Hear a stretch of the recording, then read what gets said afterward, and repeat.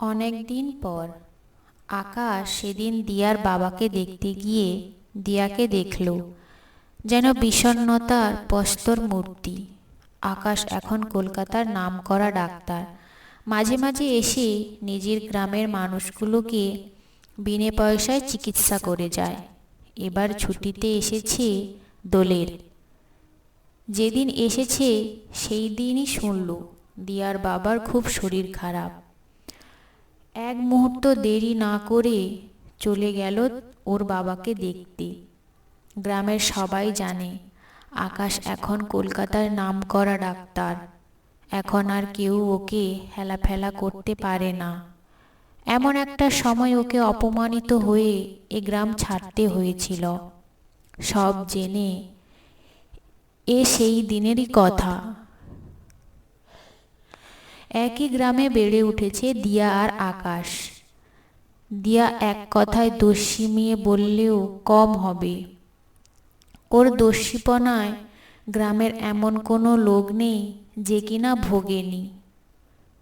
কেউ কিছু বলতে পারত না, কারণ দিয়া ছিল গ্রামের একমাত্র প্রভাবশালী বনেদি শিবশঙ্কর ব্যানার্জির মেয়ে।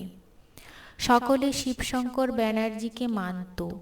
গ্রামের যে কোনো সমস্যায় সকলে একযোগে ওনার শরণাপন্ন হতো। সেই হিসেবে দিয়া যতই দস্যিপনা করুক না কেন, কেউ নালিশ জানাতো না। আর এতে দিয়া আরো নির্ভীক হয়ে গিয়েছিল। আকাশ একই গ্রামে একটা মধ্যবিত্ত পরিবারে বেড়ে উঠেছে। ছোটবেলা থেকেই আকাশ লেখাপড়ায় খুব ভালো ছিল। বেশ কয়েকবার শিবশঙ্কর ব্যানার্জি নিজে ওর হাতে পুরস্কার তুলে দিয়েছে ওর মেধার জন্যে। ধীর স্থির আকাশ শুরু থেকেই দস্যি দিয়ার প্রতি একটা অদ্ভুত আকর্ষণ বোধ করত। দিয়ার কাছে আকাশ কয়েকবার হেনস্থার শিকারও হয়েছে। কলকাতার কলেজে যেতে আকাশ, সময়টা ছিল বর্ষাকাল। গ্রামের পথঘাট এমনিতেই কাদায় ভরা। বাড়ি থেকে বেরিয়ে একটা মাঠ পাশে যেতে হতো। দিয়া গ্রামের কিছু ছেলে মেয়ের সাথে খেলছিল, যদিও খেলার সাথীরা ওর থেকে অনেকটাই ছোট ছিল। হঠাৎ একটা কাদামাখা বল এসে আকাশের পিঠে লাগলো। আকাশের পরনের সাদা শার্টটা কাদায় মাখামাখি।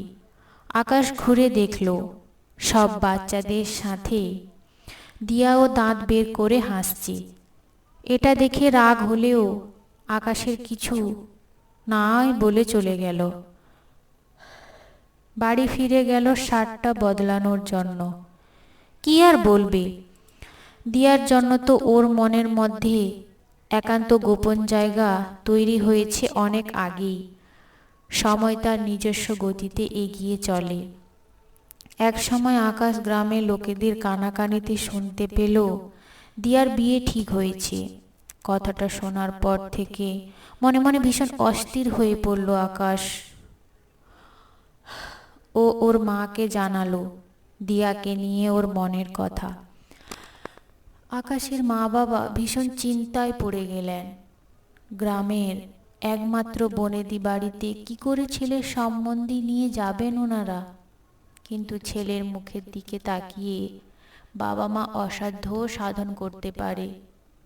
তাই অনেক দ্বিধা সংশয় নিয়ে আকাশের বাবা মা শিবশঙ্কর ব্যানার্জির কাছে গেল আকাশের সম্বন্ধ নিয়ে। শিবশঙ্কর ব্যানার্জি ওদের মুখে পুরো কথা শোনার আগেই চরম অপমান করে বাড়ি থেকে বের করে দিলেন। নিজের প্রভাব এর গর্বে গর্বিত হয়ে শিবশঙ্কর ব্যানার্জি বাবা মায়ের অপমান আকাশ যেন মর্মে মর্মে গেল। নিজেই নিজের কাছে প্রতিজ্ঞা করল কয়েকদিন পর গ্রাম ছেড়ে দিল আকাশ।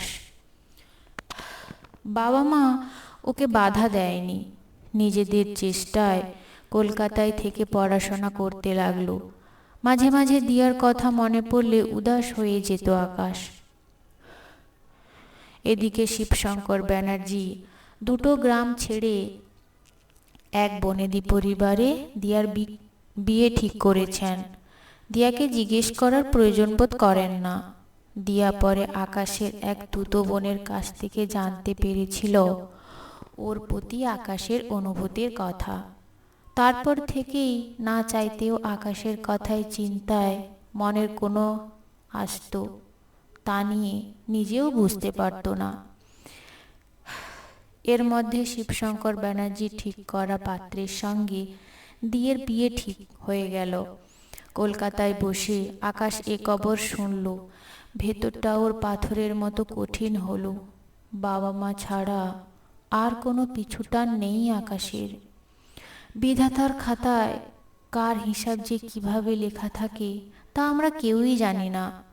বছরখানেক পরে দুদিনের জ্বরে দিয়ার বর মারা গেল। শিবশঙ্কর ব্যানার্জি দিয়াকে শ্বশুরবাড়ি রাখলেন না, নিজের কাছেই নিয়ে এলেন। দিয়াকে দেখে এখন কেউ বুঝতে পারে না ও যে কতটা দস্যি মেয়ে ছিল। শুভ্র বস্ত্র পরিহিত এক প্রস্তর মূর্তির মতোই থাকে সে। ওর নীরব উপস্থিতি কেউ বুঝতেও পারে না।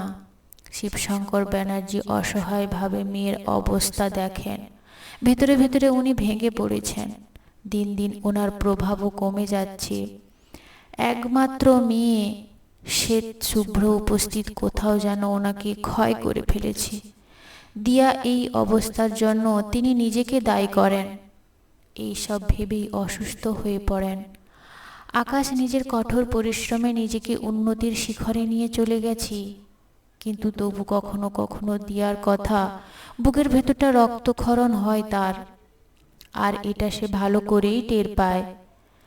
দোলের আগে গ্রামে ফিরে যখন শিবশঙ্কর ব্যানার্জিকে দেখতে গেল, তখন সকলের ঘরের বাইরে পাঠিয়ে দিলেন শিবশঙ্কর ব্যানার্জি। তখন আকাশ প্রতাপশালী শিবশঙ্কর ব্যানার্জি নয়, একজন অসহায় বাবাকে দেখেছিল।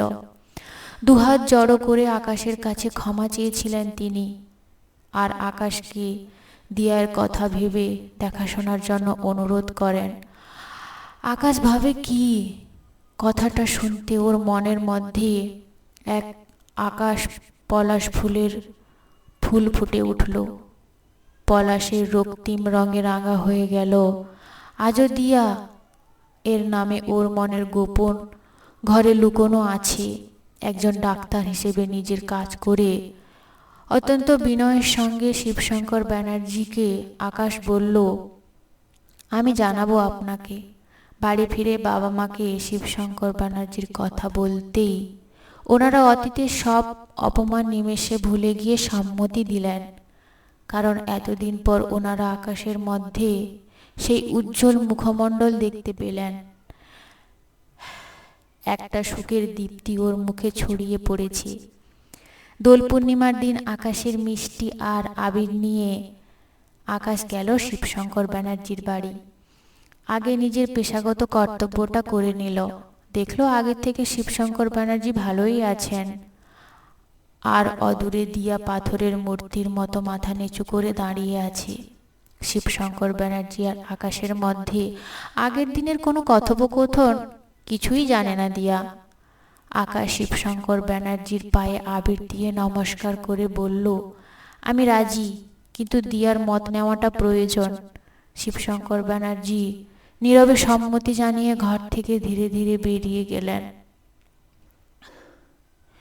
একটু ইতস্তত করে আকাশ এগিয়ে গেল দিয়ার দিকে। তারপর শিবশঙ্কর ব্যানার্জি আর ওর মধ্যে হওয়ার সব কথা জানালো দিয়াকে। মাথা নিচু করে শুনে গেল দিয়া। বুকের ভেতরটা তোড়পাড় করছে এক অব্যক্ত অনুভূতি, যার নাম দিয়া জানে না। আকাশ অস্পষ্ট স্বরে জিজ্ঞেস করলো, তুমি গ্রহণ করবে আমাকে? আকাশের ভেতরটা উত্তেজনায় কাঁপছে। এতদিন আকাঙ্ক্ষা কি পূর্ণ হবে তাহলে?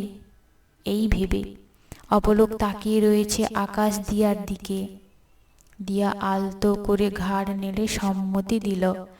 এক মুহূর্ত দেরি না করে আকাশ নিজের সঙ্গে আনা লাল রঙের আবির দিয়ে গালে মাখিয়ে দিল দিয়ার। চমকে চোখ তুলে দিয়া তাকালো আকাশের দিকে।